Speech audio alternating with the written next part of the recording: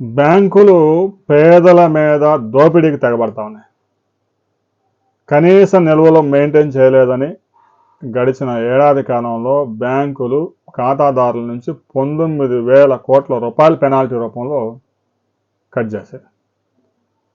కొన్ని బ్యాంకులు 1000, కొన్ని బ్యాంకులు 2000. ఐసిఐసిఐ బ్యాంకు లాంటిది అయితే నగరాలను బట్టి, మెట్రో సిటీ అయితే 10,000, కార్పొరేషన్ అయితే 5,000, నగర పంచాయతీలు అయితే 2,000 మెయింటైన్ చేయాలి మినిమం బ్యాలెన్స్.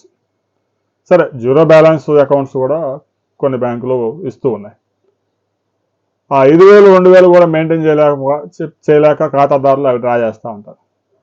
వాళ్ళ దగ్గర పెనాల్టీలు 600, 700 పెనాల్టీ.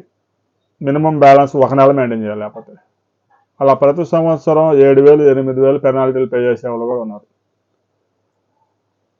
అసలే మినిమం బ్యాలెన్స్ 4,000, 5,000, 10,000 మెయింటైన్ చేయలేక ఇబ్బంది పడుతున్న వారి దగ్గర ఈ విధంగా పెనాల్టీ అంటే ఏదో 100, 50 పెనాల్టీ కాదు, 600, 700 1 నెలకి.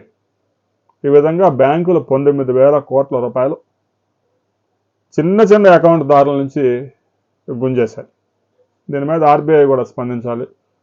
సుప్రీంకోర్టులో కూడా పిల్లు వేయడానికి కొంతమంది న్యాయవాదులు ఆసక్తి చూపుతూ ఉన్నారు. దీనికి సంబంధించి రేపు మరిన్ని అప్డేట్స్ వచ్చే అవకాశం ఉంది. ఆ తర్వాత మరిన్ని వివరాలతో మరో వీడియోలో మనం కలుసుకుందాం.